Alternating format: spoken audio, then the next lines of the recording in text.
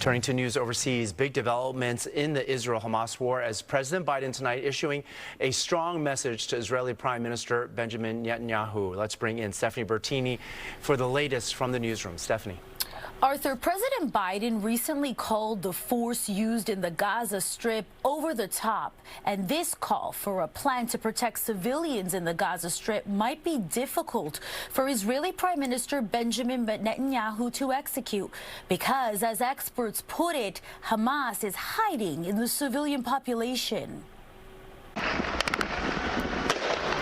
The Israel-Hamas war is still raging in the Middle East. Talks of another ceasefire weren't successful last week, and the deadly battle between Israel and Hamas continues. The human death toll in the Gaza Strip and the hostages still missing have many hoping this will end. Victory is within reach.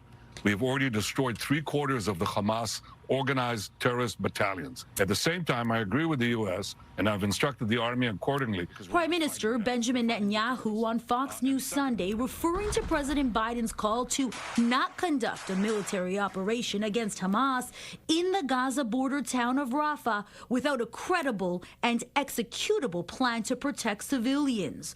The White House says the president told this to Netanyahu directly. The president, who has said Israel has a right to defend itself, spoke Thursday about the ongoing conflict. The conduct of the response in Gaza has been over the top. Over half of Gaza's population of 2.3 million have fled to Rafah to escape fighting in other areas, and they're packed in tent camps and UN-run shelters. The dense population in that area is a problem, as Israeli officials say it is the last major Hamas military stronghold in the area. Professor Kenneth Gray from the University of New Haven pointing out Hamas is hiding in the civilian population. Netanyahu has a problem here in trying to carry out his plan of ridding the Gaza Strip of Hamas. He has got to attack this area, but to do so means attacking the people that are there. So the possibility for this to become a disaster, a genocide, is very high.